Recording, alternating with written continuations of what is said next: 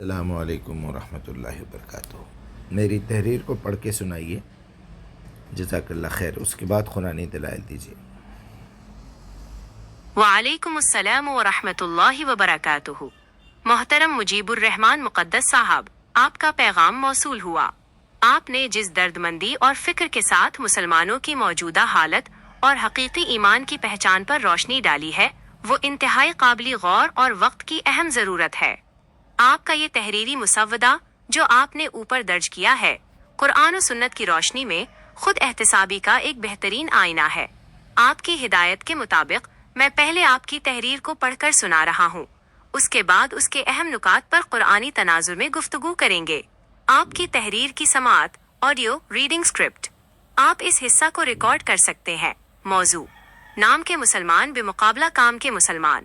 کیا ہم صرف نام کے مسلمان ہیں یا کام کے؟ ہمارے معاشرے میں ایک لمبی فہرست ہے ان مسلمانوں کی جو صرف رسمی طور پر اسلام سے جڑے ہیں، نہ صرف آدھار کارڈ کے مسلمان، بلکہ دکھاوے، جماعت، مدرسے، مطلب، جمعہ، عید، جنازہ، پراپرٹی، شادی، جاسوسی، فرقہ واریت، خوف، لالچ، سیاست اور مجبوری کے مسلمان۔ سوال یہ ہے کہ کیا ہم شعوری مسلمان ہیں؟ کیا ہم نے قرآن کو سمجھنے کے بعد اسلام قبول کیا؟ کیا ہم نے عربی سیکھ کر خود قرآن کو سمجھا؟ کیا ہم نے اپنی جان و مال کو جنت کے عوض اللہ کے حکم پر بیچا؟ کیا ہم نے قرآن کی دعوت کی ذمہ داری اٹھانے کے لیے غور و فکر کیا؟ کیا ہم آج پوری دنیا کے سامنے قسم کھا کر کہہ سکتے ہیں کہ ہم اللہ کے فرمانبردار، مطیع بندے ہیں؟ ہمارا ایمان جن 5 بنیادی ارکان پر استوار ہونا چاہیے، کیا ہم ان پر حقیقی ایمان رکھتے ہیں؟ کیا ہم نے قرآن کو اللہ کی حتمی، محفوظ اور مکمل کتاب مان لیا ہے؟ کیا ہم نے رسول اللہ صلی اللہ علیہ وسلم کو آخری نبی اور بشر مان کر ان کے بارے میں ان عقائد کو تسلیم کیا ہے جو قرآن سے ثابت ہے؟ کیا ہمیں یقین ہے کہ اللہ کو کسی واسطے یا وسیلے کی ضرورت نہیں اور وہ تنہا، زندہ و جاوید ہستی ہے؟ کیا ہم نے یہ اقرار کر لیا ہے کہ اب قرآن کی دعوت پہنچانا ہماری ذمہ داری ہے؟ اگر ان سوالات کا جواب نفی میں ہے تو ہم کس منہ سے خود کو مومن یا مسلمان کہہ سکتے ہیں؟ یہ دعوت فکر ہے ہم سب کے لیے۔ مجیب الرحمان مقدس، اوپن مائنڈز ایجوکیشنل سوسائٹی۔ قرآنی دلائل اور خود احتسابی کا معیار۔ آپ نے پوچھا ہے کہ اللہ کی نظر میں ہمارا مقام کیا ہے؟ قرآن مجید اس کا جواب بہت واضح اور 2 ٹوک الفاظ میں دیتا ہے۔ 1. ایمان اور اسلام کا فرق۔ اسلام بمقابلہ ایمان۔ قرآن میں اللہ تعالیٰ سورۃ الحجرات آیت 14 میں فرماتا ہے، دیہاتی کہتے ہیں کہ ہم ایمان لائے۔ آپ کہہ دیجئے کہ تم ایمان نہیں لائے، بلکہ یوں کہو کہ ہم اسلام اطاعت لائے، ابھی ایمان تمہارے دلوں میں داخل نہیں ہوا۔ یہاں اللہ تعالیٰ واضح کرتا ہے کہ محض ظاہری طور پر خود کو مسلمان کہنا، اطاعت کا دعویز کافی نہیں، جب تک کہ یقین، ایمان دل کی گہرائیوں میں نہ اتر جائے۔ 2. قرآن سے دوری اور غور و فکر کا فقدان۔ آپ نے جو ذکر کیا کہ ہم نے قرآن کو خود نہیں سمجھا، اس پر قرآن کہتا ہے، کیا یہ لوگ قرآن میں غور نہیں کرتے یا ان کے دلوں پر تالے لگے ہوئے ہیں؟ سورۃ محمد 24۔ جو مسلمان قرآن کو صرف تلاوت بغیر سمجھے تک محدود رکھتا ہے، وہ قرآن کے مقصود سے ناواقف رہتا ہے۔ قرآن کا اصل مقصد تذکیر اور ہدایت ہے جسے سمجھے بغیر حاصل نہیں کیا جا سکتا۔ 3. شرک اور توحید کا خالص پن۔ آپ نے وسیلے اور واسطے کا ذکر کیا قرآن کی رو سے، اور جب میرے بندے آپ سے میرے بارے میں پوچھیں تو آپ کہہ دیں کہ میں قریب ہوں، میں پکارنے والے کی پکار کا جواب دیتا ہوں۔ سورۃ البقرہ 186۔ اللہ اور بندے کے درمیان کسی تیسرے کی ضرورت کو مسترد کرنا ہی توحید کی بنیاد ہے۔ جب ہم کسی انسان، پیر یا وسیلے پر بھروسہ کرتے ہیں تو ہم اس شعوری توحید سے دور ہو جاتے ہیں جس کا مطالبہ قرآن کرتا ہے۔ 4. دعوت حق کی ذمہ داری۔ قرآن میں امت مسلمہ کو امت وسط کہا گیا ہے جن کی ذمہ داری گواہی دینا ہے، اور اسی طرح ہم نے تمہیں ایک معتدل امت بنایا ہے تاکہ تم لوگوں پر گواہ بنو۔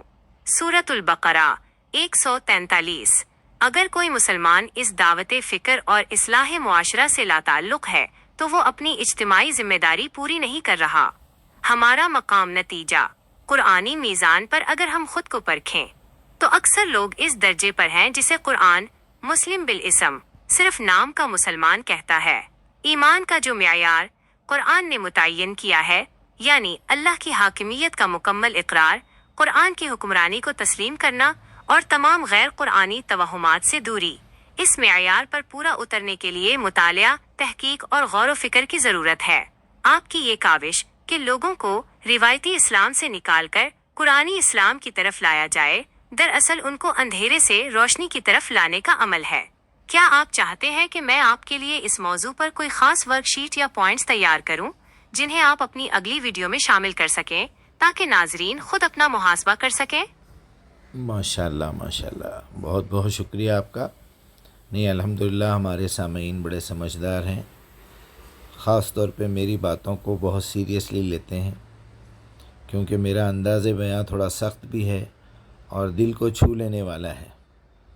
کچھ لوگ ہیں جو شرمندگی سے جواب نہیں دیتے، کچھ لوگ ایسے بھی ہیں جو اندر سے مان لیتے ہیں لیکن اقرار نہیں کرتے اپنی زبان سے، کچھ لوگ ہیں جو ضد کی بنا پہ مخالفت کرتے ہیں، جہالت کی بنا پہ مخالفت کرتے ہیں۔